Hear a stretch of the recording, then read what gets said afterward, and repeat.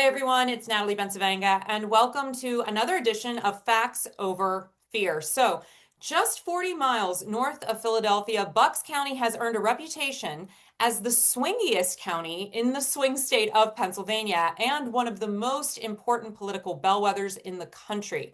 Party registration there is almost perfectly split. Now, for instance, Joe Biden won it in 2020 and Donald Trump took it in 2024. The most recent elections were technically local, but one race for county sheriff drew national attention. It became a stand-in for the country's broader fight over immigration policy, and the outcome signaled a real shift in how the county approaches enforcement.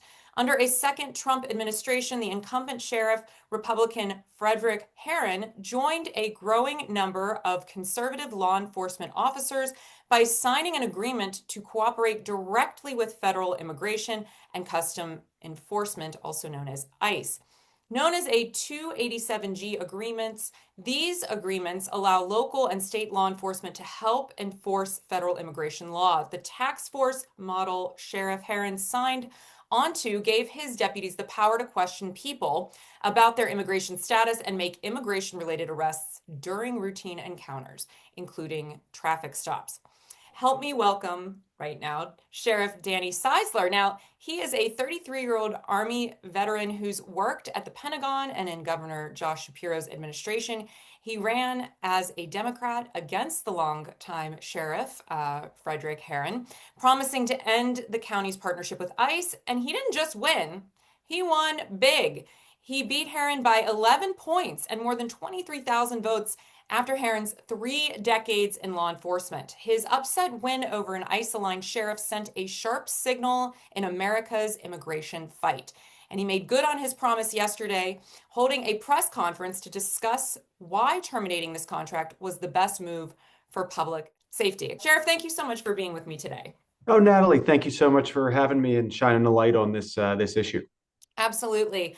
So I just wanted to kick things off with a big question in the sense, have you or any of your counterparts in the state of Pennsylvania heard from the Trump administration about plans for a large ICE deployment here in the Commonwealth? Within the Commonwealth, we're seeing that really in Philadelphia and in Norristown, which is an area in Montgomery County. And remind me, are you Pittsburgh based? I am, yes. A lot I'm of on the folks west out side here of the state. Yeah. might be on the west side, but it's mainly been in the more urban areas that we've been seeing kind of the larger scale ICE deployments. What was going on with this 287G agreement, it was ICE not really wanting to come into Bucks County and do the work themselves, so they were going to be relying on local law enforcement agencies like Bucks County Sheriff's Office to do the work for them.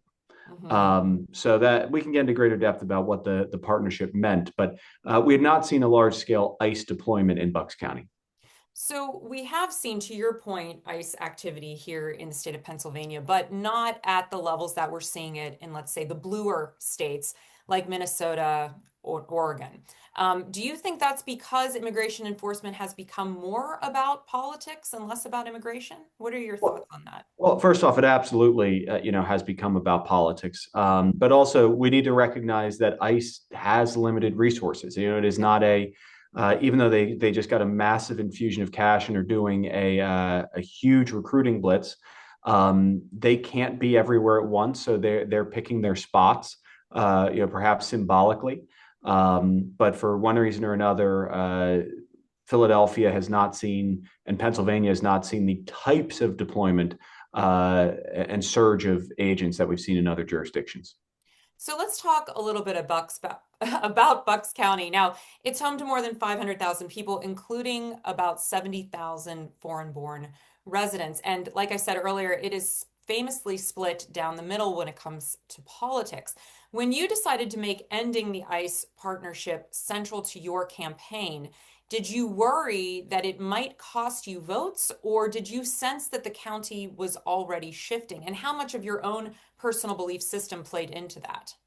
Sure, it wasn't a political calculation. I mean, first and foremost, it was a public safety calculation. Mhm. My opposition to the 287G program is based in public safety considerations, and I believe it actually made our community less safe. And I can talk about that. But to answer your question specifically, look, I didn't think it was going to lose me votes. I thought it was going to be politically beneficial because it's the right thing. And one thing that's very wonderful about Bucks County, because we are so 50-50, we tend to actually have good government at the Mm-hmm. local level. You see a lot of compromise. You see a Mm-hmm. lot of voters being very reasonable and splitting tickets. Mm-hmm. And what I saw out on the campaign trail, it's what I believe, it's what I think the vast majority of Americans believe, maybe the middle 80%, is they want the same things Yeah. on immigration. They want a secure border. Mm-hmm. They want actual criminals to be deported. Mm-hmm. And they want everybody else who's just here, paying taxes, working. They want them to have a reasonable pathway to citizenship. Mm-hmm. And so that was what I talked about doing. And that is what the order that I signed does. It ensures that we are still able to deport violent criminals, people who have received a measure of due process. Mm-hmm. But it doesn't terrify the community or round up the cooks and the gardeners and the laborers who are holding our economy together. Absolutely. And can you talk a little bit more? You'd mentioned it, and I made a point to note it down in case we wanted to come back to it. What was the partnership? What did it mean that you've decided to terminate? What was in it? So this is it was called a 287G partnership. 287G refers to a section of the Immigration and Naturalization Act, which allows a local law enforcement agency to essentially do ICE's work for it. Mm-hmm. It allows it really takes place in one of three models. There are three kind of versions of these agreements. The first two are called the jail enforcement model and the warrant service model. These are pretty targeted. These are limited, and we don't really need to get into them, but they are not nearly as problematic as the third model, which is called the task force model. And what that is it grants exceptionally broad authority to local law enforcement agents to stop, interrogate, and detain anybody who that local officer believes is in the country without current authorization. So what you end up having is you have local law enforcement with minimal immigration training able to stop anyone they want. And the problem with that is that it really torches the relationship between immigrant communities and the local law enforcement who we rely on these communities to call 911, to report crime, to come into the courthouse and testify. I can talk about what some of those negative effects that we've seen Oh, yeah. based on that trust being kind of torn up. Mm-hmm. And we'll get into that more in a moment. Now, I used to do a show called Back to Basics because I realized a few years ago a lot of people don't really even know what their local government does. So before we move into the second half of my questions, can you just let people know what is the role of a sheriff? And I'm glad you asked, because Pennsylvania, every state uses sheriffs Yeah. differently, and it's this old timey Western title, Hmm. but it actually is a kind of indispensable arm of the justice system.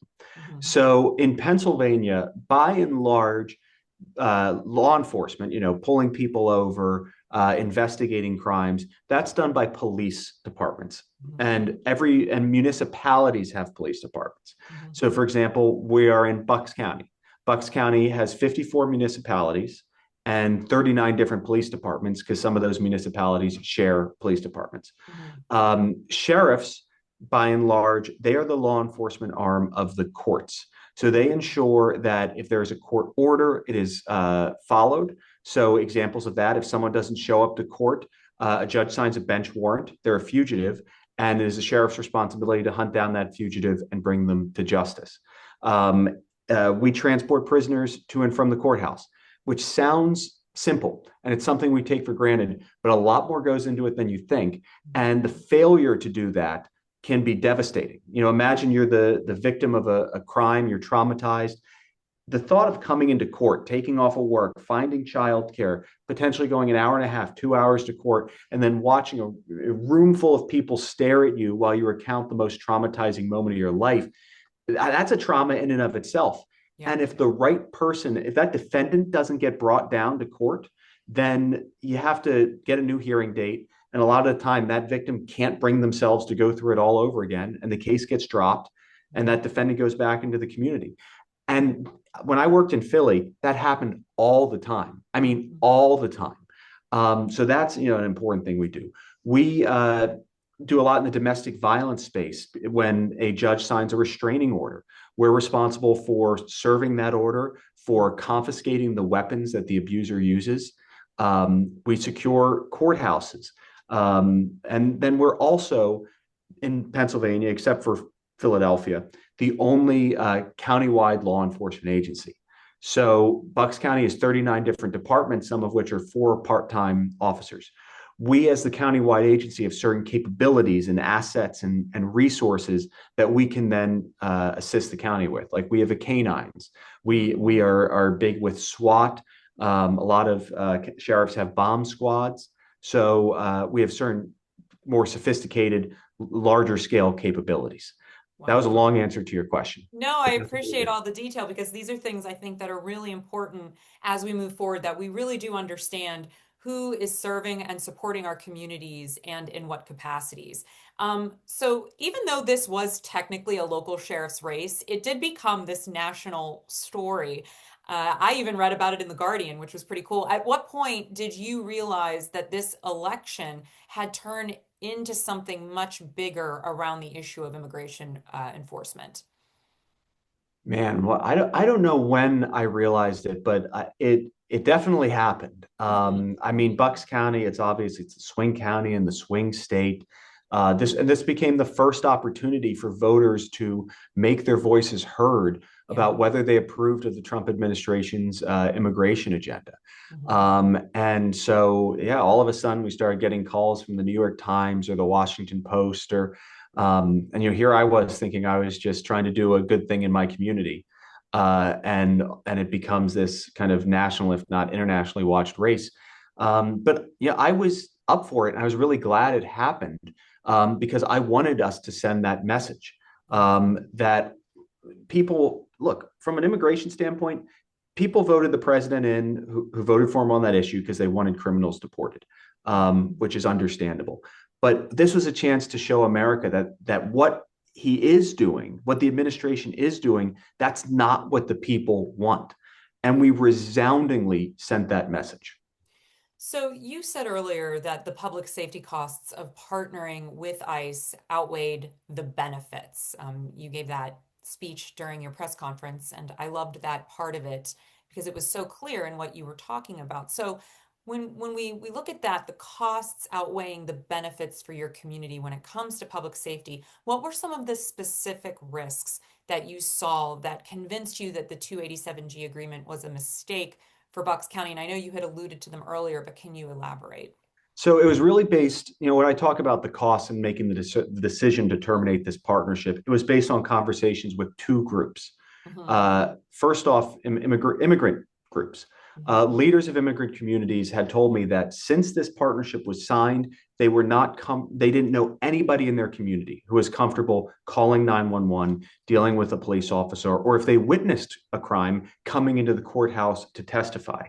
And Hmm. that's not a public safety problem for immigrants. That's a public safety problem for everyone. Hmm. When you have large swaths of the population who no longer trust law enforcement because they can't distinguish between a sheriff and a police officer, your average person who works in this courthouse can't do that. Right. So that's a huge public safety problem. The second group were police chiefs.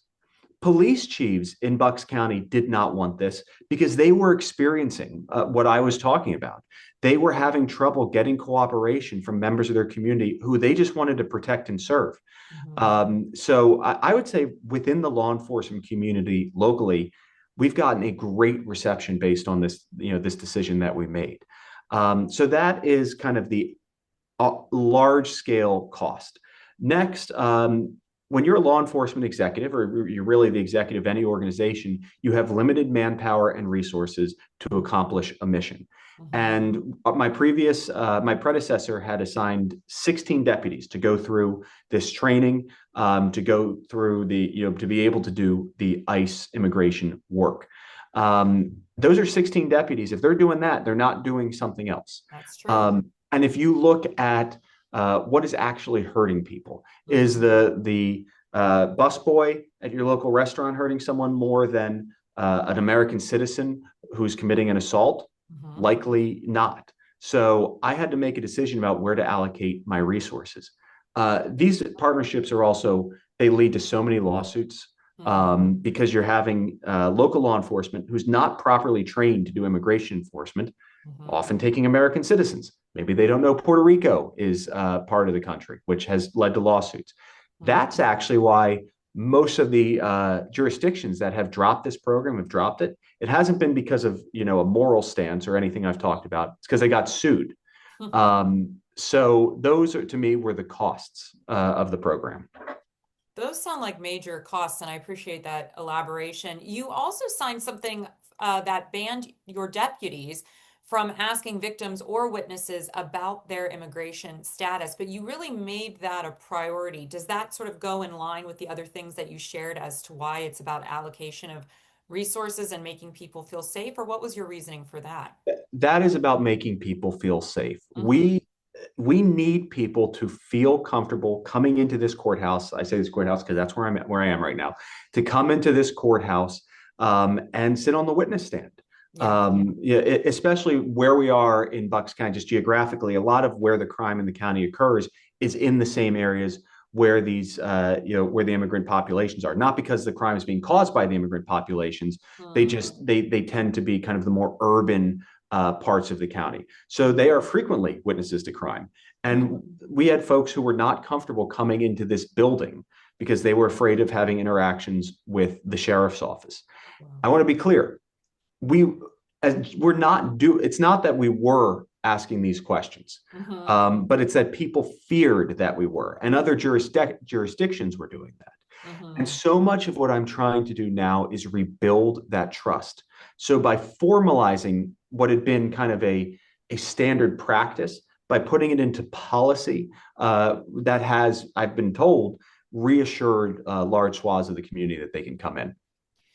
I want to turn our attentions more nationally as we wrap up because the task force model allowed deputies to question people, to your point, about their immigration status during traffic stops, routine encounters like we're seeing in Minnesota. We saw what happened in Minnesota with Renee Good. We've seen other people who have been hurt and murdered at the hands of ICE.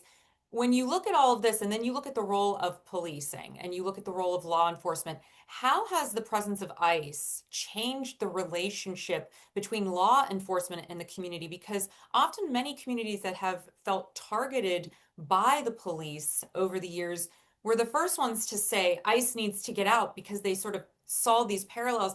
What do you think law enforcement could learn about what happened with ICE, and what are you going to do differently, to your point, to help rebuild that trust in communities? Well, almost everywhere that I've seen where there's a large ICE presence, local law enforcement does not want them there. Mm. Um, we rely, we need the trust of our community in order to be able to do our jobs. Yeah. And unfortunately, around 2020, with the kind of George Floyd and the incidents around that time period, there was a major loss of trust in law enforcement. And I can tell you, departments here, we worked hard, Mhm. hard to rebuild that trust, to get back out into the community. And then when ICE comes in, that torches it all over again. Yeah. Because look, we need to put ourselves in the shoes of the people who we're serving. And if they just see a uniform, they don't necessarily know who is what. And I get asked all the time now. People reach out if they see a police officer pulling someone over, they think it's ICE. Mm. So much of what we're doing is fighting back in this information environment and letting people know that they are safe to deal with law enforcement. When we're looking at protests, and I think we're going to continue to see them as long as we see the presence of ICE in some of our communities, how do you think local sheriffs and police chiefs should respond during protests, in particular peaceful ones? And how are you planning on handling that should a protest arise in Bucks County around immigration or anything else? Well, it's law enforcement's responsibility to protect the First Amendment rights and to keep protesters, as long as protesters are peaceful, it is law enforcement's job to keep them safe and to protect that protest. So, as my hope is that people who are protesting coordinate with law enforcement. Mhm. Call your local police department. Don't call 911, but call the non-emergency line of your local police department. Let them know you're going to be out there, and it's our job to keep you guys safe. And as we wrap this up, and thank you so much again for your time, for the immigrant communities in Bucks County and for mixed status families listening right now who may still feel afraid and alone, what do you want them to know about how policing will work under your leadership moving forward? I want the immigrant community in Bucks County to know you are safe to call 911. You are safe to report crime. You are safe to come into the courthouse and testify. Your police are here to protect and serve you. Your sheriffs are here to protect and serve you.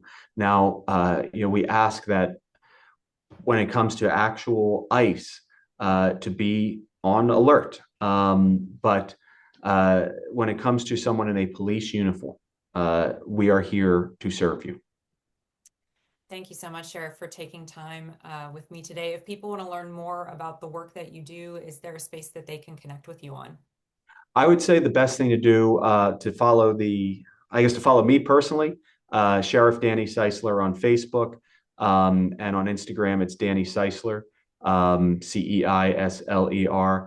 We put out as many updates as we can. We try to be very clear in what our policies are.